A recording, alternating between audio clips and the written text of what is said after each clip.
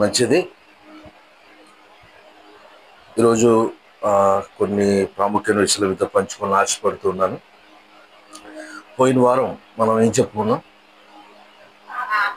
పాపం అంటే ఏంటి, పాపం వల్ల వచ్చే జీతం మరణం, పాపం యొక్క పర్యవసానం అంటే పాపం ఏం చేస్తానే విషయాలు చెప్పుకున్నాం. సరే, ఆ విషయాలు మీకు చెప్తాను. పాపం అంటే ఏంటంటే 1 యోహాను పత్రిక 3వ అధ్యాయం 4వ వచనం ప్రకారము ఆజ్ఞ అతిక్రమణమే పాపం, అంటే దేవుని ఆజ్ఞ అతిక్రమించడమే పాపం అని. రోమపత్రిక 6వ అధ్యాయం 23వ వచనం ప్రకారము ఆ పాపం వల్ల వచ్చే జీతం మరణము అని మనం తెలుసుకున్నాం. ఆదికాండం 2:16లో దేవుడి ఆజ్ఞను మీరి, అంటే ఏదైనా తోటలో ఉన్న ప్రతి వృక్షం యొక్క ఫలాలు తినొచ్చు, అందులో ఏ సందేహం లేదు. కానీ ఈ చెట్టు అంటే మంచి చెట్ల ఇచ్చేటువంటి ఈ వృక్ష ఫలాలు తినొద్దని దేవుడు ఆజ్ఞ జారీ చేశాడు. ఆదికాండం 2వ అధ్యాయం 16వ వచనంలో ఆజ్ఞను మీరి ఆదాము అవ్వల ఆజ్ఞను మీరారు, ఆజ్ఞ అతిక్రమించారు. దాని ద్వారానే మనకి మరణం సంభవించింది. అంటే జన్మ పాపం. మనకి ఆ ఆజ్ఞ, వాళ్ళిద్దరూ ఆజ్ఞ అతిక్రమించి పాపం చేయడం ద్వారా మరణం సంభవించింది. మనకి అప్పటి వరకు మరణం లేదు, అప్పటి నుంచి మరణం సంభవించింది. అంత మాత్రమే కాదు, పాపము మరులు గొలుపుతుంది. అంటే మైమరుస, మనం పాపం చేశాము అని తెలియకుండా పాపం మనల్ని కట్టివేస్తుంది. అంటే మనల్ని మైమరిపిస్తుంది, మరులు గొలుపుతుంది, అంటే భ్రమింపజేస్తుంది మనం పాపం లేమని. పాపం చేస్తూనే పాపం చేస్తున్నామని తెలియకుండా చేస్తుంది పాపం. ఆ విషయం మనం కనుగొన్న బత్షెబ విషయంలో దావీదు గారు చేసిన పాపం.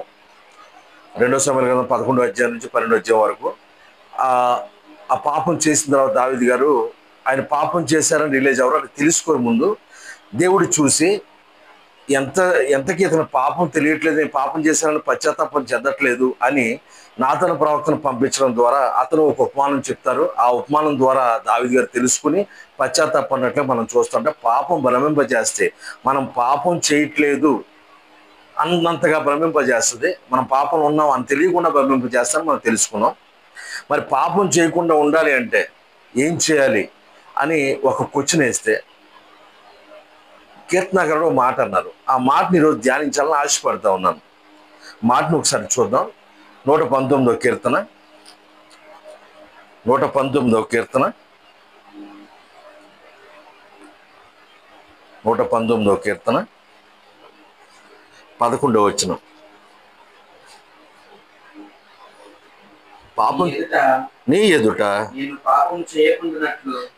పాపము చేయకుండానట్లు నా హృదయములో నీ వాక్యము ఉంచుకొని ఉన్నాను. కీర్తనాకారుడు అంటూ ఉన్నాడు, పాపం చేయకుండా ఉండాలంటే ఏం చేయాలంటే కీర్తనాకారుడు చెప్తున్నాడు, నీ ఎదుట నేను పాపము చేయకుండానట్లు నా హృదయంలో నీ వాక్యము ఉంచుకొని ఉన్నాను అని అంటూ ఉన్నారు. మీరు జాగ్రత్తగా ఈ మాటను ఆలోచిస్తే, నీ ఎదుట నేను పాపము చేయకున్నట్లు, ఇది ఎవరు చెప్తున్నారు? కీర్తనకారుడు ఎవరితో అంటున్నారు ఈ మాట? దేవుడితో. దేవా, నీ ఎదుట నేను పాపము చేయకున్నట్లు ఉంచుకున్నాను. అంటే దేవుని ఎదుట పాపం చేయడం ఏంటి? కీర్తనకారుడి ఉద్దేశం ఏంటి? దేవుడి ఎదుట పాపం చేస్తారా? కీర్తనకారుడి ఉద్దేశం ఏంటంటే, దేవునికి దాగు చోట్లేదు ఇక్కడ. అంటే ఈ లోకంలో ఎక్కడా కూడా దేవునికి దాగు చోటు అంటూ లేదు. అంటే దేవుని కన్ను లోకమంతా సంచరిస్తూ ఉన్నాయి. ఈ మాట లేఖనాల ద్వారా ఒకసారి చూసి ముందుకు వెళదాం. 2వ దినవృత్తాంతాల గ్రంథం 16వ అధ్యాయం 2వ దినవృత్తాంతాలు 371వ పేజీ. 2వ దినవృత్తాంతాలు 16వ అధ్యాయం 9వ వచనం.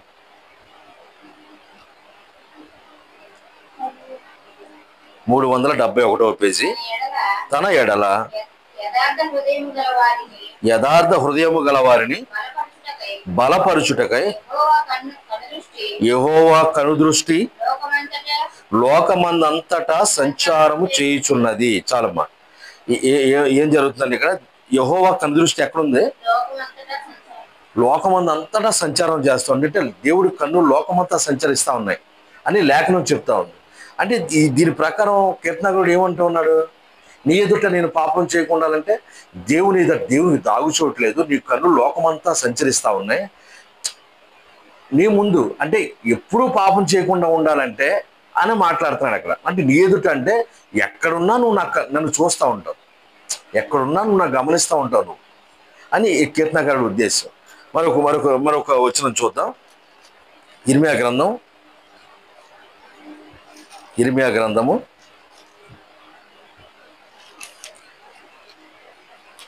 23వ అధ్యాయం. దేవుడు అంటున్నాను మాట 647వ పేజీ. ఇర్మియా గ్రంథము 23వ అధ్యాయం 24వ వచనం. యెహోవా సెలవిచ్చిన మాట ఏదనగా, దేవుడు చెప్తున్నారు మాట, చెప్పండి. నాకు కనబడకుండా రహస్య స్థలములలో దాగగలవాడు ఎవడైనా గలడా? నేను భూమి ఆకాశములందంతటా ఉన్నవాడను కానా? దేవుడు ఏం చెప్తున్నారండి క్లియర్గా? దేవుడు ఏం చెప్తారు ఇంకొకసారి చదువుదాం మళ్ళీ. యెహోవా సెలవిచ్చిన మాట ఏదనగా, నాకు కనబడకుండా రహస్య స్థలములలో దాగగలవాడెవడైనా కలడా? నేను భూమి ఆకాశంలో ఎందంతటా ఉన్నవాడను కానా? అంటే ఈయన ఎక్కడున్నారండి? ఎక్కడైనా ఉన్నారు ఈయన. ఏమంటున్నారు ఇంకా? నన్ను అంటే ఎవరైనా నేను చూడకుండా ఉండగలరా అంటున్నాడంటే జాగ్రత్తగా ఆలోచించండి. కనబడకుండా రహస్య స్థలాల్లో దేవుడికి ఉండగలరా? ఎందుకంటే ఆయన సృష్టికర్త, సృష్టిని చేసింది ఆయన. ఉదాహరణకి ఒక కుమ్మరి ఒక కుండ చేస్తాడు. కుండ ఎక్కడి నుంచి చేస్తాడు? బయట నుంచుని కుండను తయారు చేస్తాడు. కుండ లోపల నుంచి కుండ తయారు చేయడు కదా. అలాగే దేవుడు సృష్టి బయట ఉన్నవాడు, సృష్టి లోపల ఉన్నవాడు కాదు. దేవుడు సృష్టిని చేశాడు, సృష్టి బయట ఉండి చేశారు. ఆయన కనుదృష్టి లోకమంతా సంచరిస్తా ఉన్న లేఖనం. ఆయనకి రహస్యంగా దాగుతాకి అసలు స్థలమే లేదు.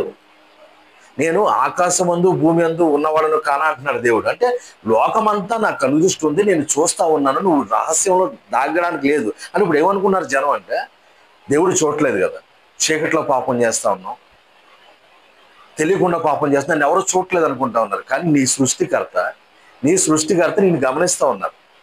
నీ సృష్టికర్త నేను చూస్తా ఉన్నాను. నువ్వు చేసే ప్రతి పని కూడా నీ దేవుడు, నీ సృష్టికర్త దేవాదేవుడు చూస్తూ ఉన్నారు. అదే చెప్తున్నారు ఇక్కడ. నాకు కనపడకుండా దాక్కునే వాళ్ళు ఎవరైనా ఉన్నారా? ఆకాశమందు భూమి అందు నేనే ఉన్నాను కదా అంటే. అందుకే అంటారు మాట, ఆకాశము ఆయన సింహాసనము, భూమి ఆయన పాదపీఠము. ఇంకా దాగు చోటు అనేది లేదు. ఇంకొక మాట చూద్దాం. ఆమోస్ గ్రంథము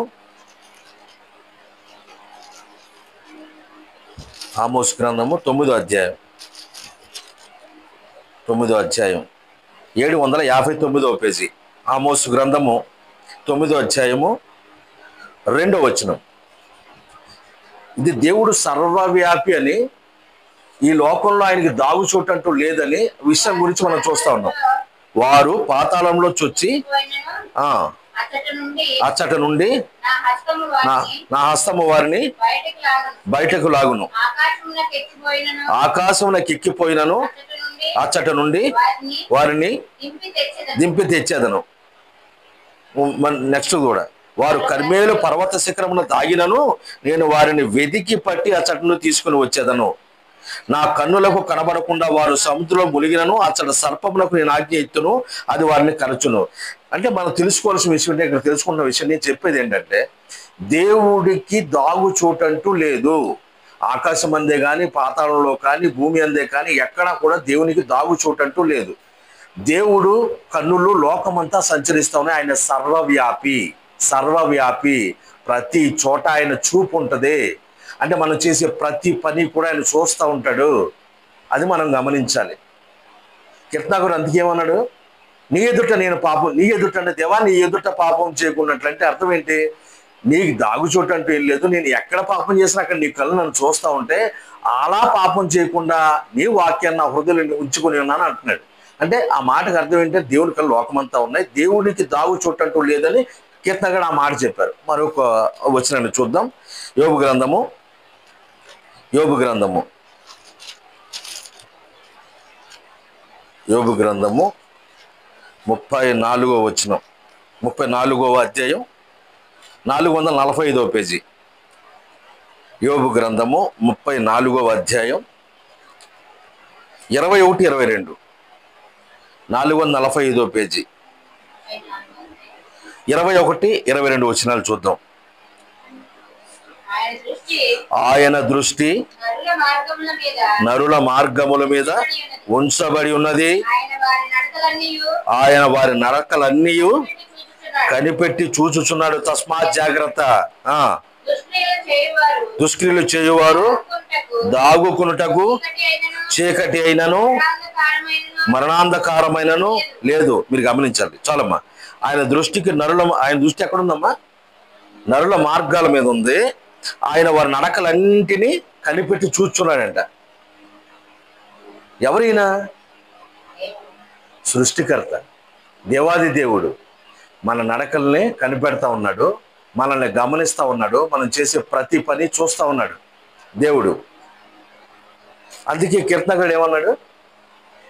119వ కీర్తన 11, నీ ఎదుట నేను పాపము చేయకున్నట్లు నీ వాక్యమును ఉంచుకునేనాను. అందుకు ఆ మాట అంటున్నాడంటే దేవుని కన్ను లోకమంతా సంచరిస్తూ ఉన్నాయి. పాపం చేసే దాగుచోటు అంటే నేను పాపం చేయగలంటే దాగుచోటు అంటూ లేదు, నీ కన్నులు నన్ను చూస్తా ఉన్నాయి, గమనిస్తా ఉన్నాయి, నన్ను నా నడకలు నువ్వు పరిశీలిస్తా ఉన్నావు. అందు గురించి ఆ మాట అన్నాడు. ఏమాట? నీ ఎదుట నేను పాపం చేయకుండా, దేవుని ఎదుట ఎక్కడ చేసినా దేవుని కన్నులు నిన్ను చూస్తా ఉన్నాయి, ఆయన తేటగా నువ్వు కనపడతా ఉన్నావు. ఎవరికి?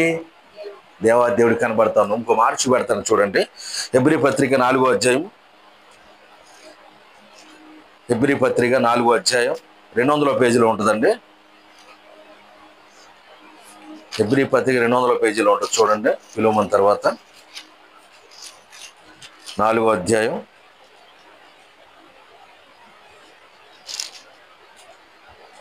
13వ వచనం.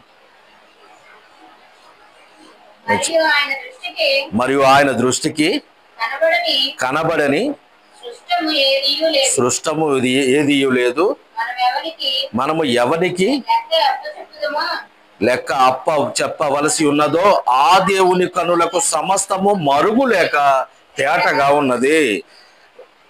ఆయన దృష్టికి కనబడే సృష్టం లేదంటాడు. మనం ఎవరు? సృష్టమేనా? దేవుడి సృష్టి. మనం సృష్టించిన దాన్నే సృష్టం అంటారు. దేవునికి కనబడిన సృష్టం ఏదైనా ఉందా? ఏమీ లేదు. అంటే మనం చూస్తా ఉన్నాడా లేదా దేవుడు? ఎవరికైతే మనం లెక్క అప్ప చెప్పాలో సృష్టికర్త, ఆయన మనల్ని గమనిస్తా ఉన్నారు. అందుకే కీర్తనగాడు అక్కడ ఏమన్నాడు? నీ ఎదుట నేను పాపము చేయకున్నట్లు నా హృదయంలో నీ వాక్యమును ఉంచుకుని ఉన్నాను అంటున్నాడు. 119వ కీర్తన 11వ వచనంలో. నీ ఎదుట నేను పాపం అంటే ఇది. దేవుని కన్నులు లోకమంతా సంచరిస్తూ ఉన్నాయి. ఆయన సర్వవ్యాపి అయి ఉన్నాడు. ఆయన కను దృష్టికి దాగు చోటంటూ లేదు. మన నడతలను ఆయన గమనిస్తూ ఉన్నాడు. మనం చేసే ప్రతి పని ఆయన చూస్తూ ఉన్నాడని మనం గమనించాలి. ఇన్ని లేఖనాధారాలు ఎందుకు చూపించాలంటే దేవుడు సర్వవ్యాపి అని. మనం చాలామంది అనుకుంటారు నేను పాపం చేస్తే ఎవరో చూడలేదు, ఎవరో చూడలేదు, ఎవరో చూడలేదు, ఎవరో చూడలేదు. ఎవరో చూడరు, కానీ ఎవరు చూస్తారు? దేవుడు చూస్తాడు. నీ సృష్టికర్త చూస్తాడు. నిన్ను సృష్టించిన దేవుడు నిన్ను చూస్తూ ఉన్నాడు. నువ్వు చేసే పాపానికి బాధపడతా ఉన్నాడు. అనుక్షణం బాధపడతావు. నువ్వు యథాలాపంగా యథేచ్ఛగా చేసేస్తా ఉన్నావు. ప్రసంగి చెప్తాడు, మనం మీకు వచ్చిన చూపించాను ఏమని, శీఘ్రముగా శిక్ష రావట్లేదని పాపం చేసుకుంటా పోతా ఉన్నారు. అంటే వెంటనే శిక్ష రావట్లేదని పాపాలు చేసుకుంటా పోతా ఉన్నారు. కానీ నీ సృష్టికర్తని గమనిస్తా ఉన్నాడని గమనించాలి. నిన్ను సృష్టించినటువంటి దేవుడు, నీ సృష్టికర్త, నీ తండ్రి నిన్ను గమనిస్తా ఉన్నాడు. అది లెక్క అప్ప చెప్పవలసిన సమయంలో లెక్క అప్ప చెప్పాలి. అందుకే కీర్తనగారుడు అంటాడు 139వ కీర్తనలో, ఒక్కసారి చూద్దాం. 139వ కీర్తన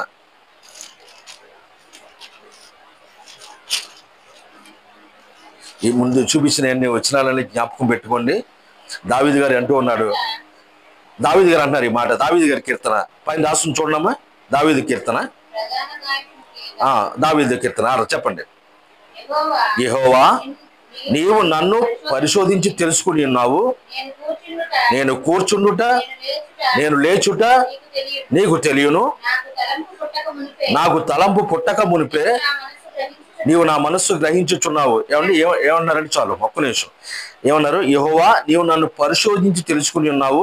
నేను కూర్చుండుట నేను లేచుట నీకు తెలియను.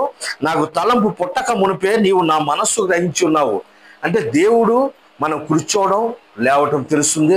ప్రతి విషయం కూడా దేవుడు గమనిస్తా ఉన్నాడు. మనం జ్ఞాపకం పెట్టుకోవాల్సిన విషయం ఏంటంటే దేవునికి దాగు చోట్లేదు. మనల్ని ప్రతి క్షణం అనుక్షణం కూడా దేవుడు అబ్జర్వ్ చేస్తా ఉన్నాడు, కనిపెట్టి చూస్తా ఉన్నాడు.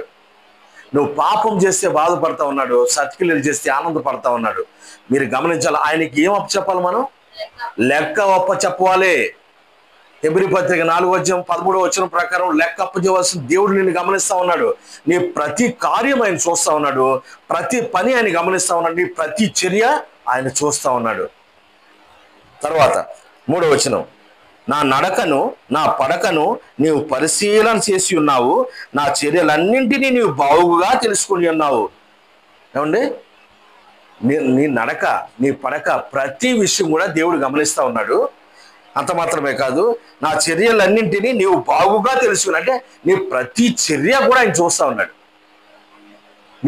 ఆయన కన్నులు మీ నడకల మీద ఉన్నాయని లేఖనం చూసాం. లేఖనం చూసాం. అంటే ఆయన నడకలో మన చర్యలు ప్రతిదీ కూడా దేవుడు గమనిస్తున్నాడు. కీర్తన గారు చెప్తా ఉన్నాడు, దావీదు గారు చెప్తా ఉన్నాడు. ఇంకా 4వ వచనం, యెహోవా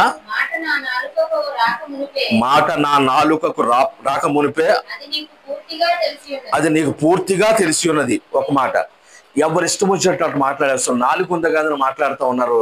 ఇక్కడ ఏమంటా ఉన్నాడు? మనం నాలుకకు మాట రాక మునిపే దేవుడికి తెలుసు అంట మనం ఏం మాట్లాడుతున్నామో. మన నోటి మాట కూడా గమనించే దేవుడు మన దేవుడు, మాట్లాడే దేవుడు, సజీవుడైన దేవుడు, చూసే దేవుడు, సజీవమైన దేవుడు. ఆ దేవుడు గమనిస్తా ఉన్నాడు. తర్వాత వెనుకను ముందును నీవు నన్ను ఆవరించి ఉన్నావు. నీ చెయ్యి నా మీద ఉంచి ఉన్నావు. ఇట్టి తెలివి నాకు మించినది, అది అగోచరము, అది నాకు అందదు. చాలా మొక్కనే. 7వ వచనం, నీ ఆత్మయొద్దు నేను ఎక్కడికి పోదును, నీ సన్నిధి నుండి నేను ఎక్కడికి పారిపోదును. నేను ఆకాశములకు ఎక్కినను, నీవు అక్కడ ఉన్నావు. నేను పాతాళమందు పండుకుని ఉన్నాను, నీవు అక్కడ ఉన్నావు. నేను వేకువ రెక్కలు కట్టుకుని సముద్ర దిగంతములను నివసించినను, అక్కడ నీ చేయి నన్ను నడిపించు, నీ కుడి చేయి నన్ను పట్టుకును. అంధకారము నన్ను మరుగు చేయును, నాకు కలుగు వెలుగు రాత్రి వలె ఉండును అని నేను అనుకుని నేనలా. చీకటి అయినను నీకు చీకటి కాకపోవును, రాత్రి పగటి వలె నీకు వెలుగుగా ఉండును. చీకటియు వెలుగును నీకు ఏకరీతిగా ఉన్నవి. ఇప్పుడు మనం అనుకుంటా చీకట్లో తప్పు చేస్తున్నామని. ఈ చీకటి వెలుగులు ఎవరి కోసం ఇచ్చాడు దేవుడు? మన కోసం. కేవలం నీ కోసం, నా కోసం చీకటి వెలుగులు ఉన్నాయి. దేవునికి తేటగా కనపడుతుంది. మనం చీకట్లో చేసామనుకుంటాం, పాపం ఆయనకి మరుగైనది అది, వెలుగైనది అది. మనం చీకటి అనుకుంటాం, ఆయనకి చీకటిలో తేటగా కనపడుతుంది. నువ్వు చీకట్లో చేసేస్తున్నావు అనుకుంటావు, కాదు, ఆయనకి తేటగా ఉంటుంది. చీకటి వెలుగులు అంటే పగలు రాత్రి మన కొరకు చేసి దేవుడికి వర్తించవయి, మన కొరకు చేసినవి. దేవునికి ప్రతిదీ తేటగా కనపడుతుంది. నీ విషయంలో ప్రతిదీ దేవుడు గమనిస్తా ఉన్నాడు. పాపం చేస్తున్నావా? తస్మాత్ జాగ్రత్త. దేవుడు నిన్ను గమనిస్తా ఉన్నాడు. నీ చుట్టం చూడకపోవచ్చు, నీ సోదరులు చూడకపోవచ్చు, నీ భర్త చూడకపోవచ్చు, నీ భార్య చూడకపోవచ్చు, కానీ నిన్ను సృష్టించిన సృష్టికర్త నిన్ను గమనిస్తావు. నీ చర్యలు కనిపెడతా ఉన్నాడు దేవుడు. ఒకనాడు ఎప్పుడు ఏమప్పచెప్పాలి? లెక్క అప్పచెప్పాల్సిన దేవుడు నిన్ను గమనిస్తా ఉన్నాడు. ప్రతి క్షణం తస్మాత్ జాగ్రత్త. మాట్లాడేటప్పుడు, చూసేటప్పుడు, చేసేటప్పుడు ఈ చర్యలను గమనిస్తా ఉన్నాడు. నీ నడకలు గమనిస్తా ఉన్నాడు. ప్రతి విషయం కూడా ఆచి తూచి ముందుకు అడిగి వేయాలి.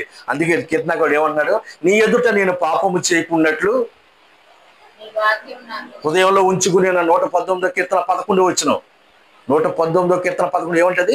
నీ ఎదుట నేను పాపం చేయకున్నట్లు నీ వాక్యాన్ని నా హృదయంలో ఉంచుకుని ఉన్నాను అంటూ ఉన్నాడు కీర్తనకారుడు. అంటే నీ ఎదుట అంటే దేవుని ఎదుట పాపం చేయడం అంటే దేవునికి మరుగైనది లేదని, దేవుని కన్నులు లోకమంతా సంచరిస్తూ ఉన్నాయని, దేవుని కనుదృష్టి లోకమంతా సంచరిస్తూ ఉన్నాయని, దేవుని కనుదృష్టి మనపై ఉందని, మన నడకలను మన చర్యలను గమనిస్తూ ఉన్నాయని, ఒకానొక రోజున మనం చెప్పవలసిన దేవుడు మన సృష్టికర్త మనల్ని గమనిస్తూ ఉన్నాడని జాగ్రత్త వహించి మనం ముందుకు నడవాలి. మన చర్యలు జాగ్రత్త చూసుకోవాలి. మన మాట, మన నోటి మాట ముందు రాకముందే దేవునికి తెలుసంట, మన తలంపులు దేవుడికి తెలుసంట. కీర్తనకారుడు చెప్తా ఉన్నాడు, మనం నోరు ఉంది కదా అని మాట్లాడేస్తూ ఉంటాం, అవకాశం ఉంది కదా, వయసు ఉంది కదా అని మాట్లాడేస్తూ ఉంటాం, పాపాలు చేసేస్తూ ఉంటాం. కానీ ప్రతిదీ కూడా దేవుడు గమనిస్తూ ఉన్నాడు, ప్రతి మాట కూడా దేవుడు వింటా ఉన్నాడు, ప్రతి చర్య కూడా దేవుడు చూస్తూ ఉన్నాడు. నీ దేవుడు, నీ సృష్టికర్త నిన్ను ప్రేమించిన వాడిని గమనిస్తూ ఉన్నాడు. నువ్వు చేసేది చెడు క్రియ అయితే దేవుడు బాధపడతా ఉన్నాడు, నువ్వు చేసే సత్క్రియ అయితే 10 మందికి ఉపయోగపడేదైతే దేవుడు ఆనందపడతా ఉన్నాడు. ఒకానొక తీర్పు దిన ఉత్తరవాదిగా యేసు ప్రభువులు వారు ఉంటారు. దేవాది దేవుని మనం కలుసుకున్నప్పుడు నీ క్రియలన్నీ అక్కడ తేటగా చెప్తారు. నువ్వు ఇక్కడ రహస్యంగా చేసిన పాపాలు అక్కడ తేటగా కనపడతాయి. నువ్వు తల ఉంచుకున్న ఆ రోజు ప్రయోజనం ఉండదు, నువ్వేం చెప్పినా ప్రయోజనం ఉండదు. వెలుపట పారవేయబడతావు, నరకంలో వేయబడతావు. తస్మాత్ జాగ్రత్త. మాట పొదుపు, చర్య పొదుపు, నడక పొదుపు. చాలా జాగ్రత్తగా ఉండాలి ప్రియ సోదరి సోదరుడా. దేవుడు చెప్తున్న మాట, మీ చర్యలు నేను గమనిస్తూ ఉన్నాను అన్నాడు. నేను ఆకాశమందు భూమి అందు ఉన్నాను అన్నాడు. నా కంటికి తప్పుకున్న ఉన్నవాడు ఎవరైనా ఉన్నాడా అంటూ ఉన్నాడు. అంటే దేవుడు సృష్టికర్త, సృష్టిని చేశాడు. ఆయన కను దృష్టి లోకమంతా చూస్తూ ఉంది. యథార్థ హృదయులైతే ఆనందపడతా ఉన్నాడు, పాపులైతే బాధపడతా ఉన్నాడు. అది గమనించండి. ముందుకు వెళదాం. అందుకు కీర్తనకారుడు ఏమంటూ ఉన్నాడు? ఎన్నో కీర్తన? 119వ కీర్తన 11వ వచనం ఏమంటూ ఉన్నాడు? నీ ఎదుట నేను పాపము చేయకున్నట్లు నీ వాక్యాన్ని నా హృదయంలో నింపుకొని ఉన్నాను. అంటే వాక్యము హృదయంలో నింపుకోవడం అంటే ఎందుకు హృదయంలో నింపుకోవాలి వాక్యాన్ని? హెబ్రీ పత్రిక 4:12 ఎందుకనగా దేవుని వాక్యము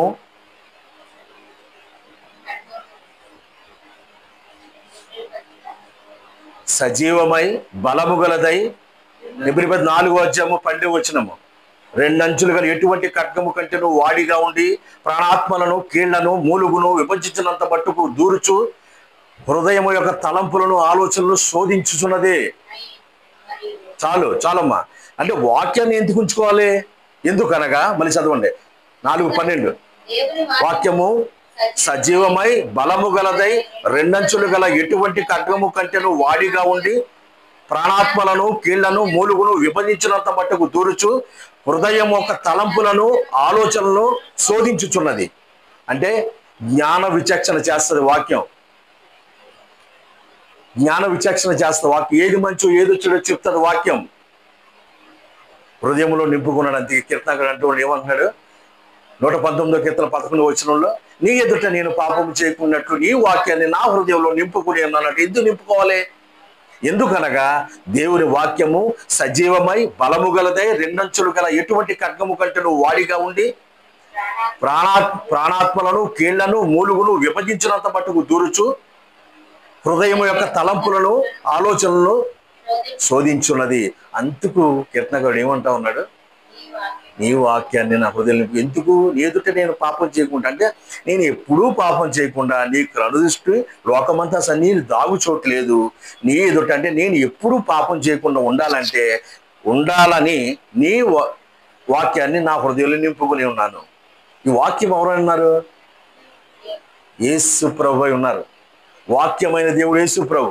ఆయన్ని హృదయంలో నింపుకుంటే ఇంకా చెడుకు అవకాశం ఉంటుందా? వాక్యము రెండంచుల కల ఖడ్గం. ఏది మంచి ఏది చెడు చెప్తుంది, విభజిస్తుంది, నీ హృదయాన్ని కాపాడుతుంది, నీ శరీరాన్ని కాపాడుతుంది, నువ్వు పాపం చేయకుండా ఆపుతుంది, నోటి మాటని కట్టడి చేస్తుంది. హృదయం అంతరంగాలు మార్చేది దేవుని వాక్యం. సజీవమైనదై బలము గలదై రెండంచుల ఖడ్గము. ఓకేనా? అందుకు ఏం చేయమన్నాడు? హృదయంలో వాక్యం నింపుకోవాలి, ప్రతిరోజు ధ్యానించాలి. ఇప్పుడు మనం ఏం నేర్చుకున్నాం?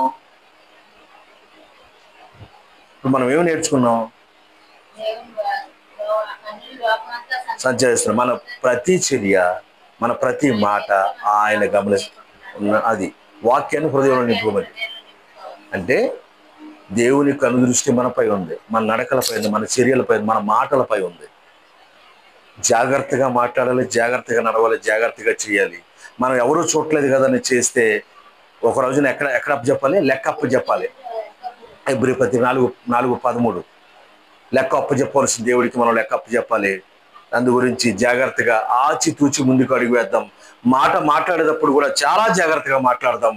మనం పాపం చేస్తూ ఉన్నాం, దేవుడు చూస్తూ ఉన్నాడని గమనించండి. దేవుని కళ్ళు దృష్టి లోకమంతా ఉంది. దేవునికి దాగు చోటు లేదు. నువ్వు చీకటిలో చేసే పాపం ఒకానొక దినాన బయలుపరచబడద్దే, వెలుగులో చూపించబడద్ది. అందుకు తస్మాత్ జాగ్రత్త. దేవునిలో ఉండండి, దేవునితో ఉండండి, వాక్యం మీ హృదయంలో నింపుకొని ప్రతిరోజు వాక్య ధ్యానం చేయండి. అది మంచి చెడు విచక్షణ తెలియజేస్తుంది. తద్వారా ముందుకు జరిగితే మనము దేవుని బిడ్డగా కొనసాగలుగుతాం. దేవుడు సాక్షి బిడ్డగా ముగింపు వరకు మనం కొనసాగలుగుతాం. కలమైన ప్రార్థన చేస్తాను. పరిశుద్ధ ప్రేమ కలిగిన దేవ, కృప కలిగిన మా తండ్రి, మీకు వేలాది వందనాలు, స్తోత్రములు నాయన. అయ్యా, ఈ సమయంలో దేవా, మీరు ఇచ్చిన సమయాన్ని బట్టి మిమ్మల్ని స్తుతించుకోవడానికి, మిమ్మల్ని ధ్యానించుకోవడానికి మీరు ఇచ్చిన సమయాన్ని బట్టి స్తుతులు చెల్లిస్తున్నాం తండ్రి. అయ్యా, మీరు మమ్మల్ని చూస్తూ ఉన్నారని, మా నడకలను పరిశీలిస్తూ ఉన్నారని, మా చర్యలను గమనిస్తూ ఉన్నారండి. మా నోటిని బయటకు వెళ్ళక ముందే తండ్రి మీకు తెలుసు నాయన. మన లేఖనాలు సెలవిస్తున్నాయి తండ్రి ప్రభువా.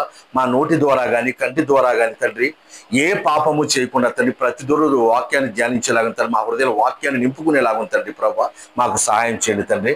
అనుక్షణము మీ సాక్షి బిడ్డలుగా కొనసాగిన సహాయం చేయమని ప్రార్థన చేస్తూ, సమస్తమైన ఘనత, మహిమ, ప్రభావాలు మీకు ఆరోపిస్తూ యేసు ప్రభుల వారి అతి శ్రేష్టమైన నామములో ప్రార్థన చేస్తున్నాము తండ్రి. Amen, amen. God bless you.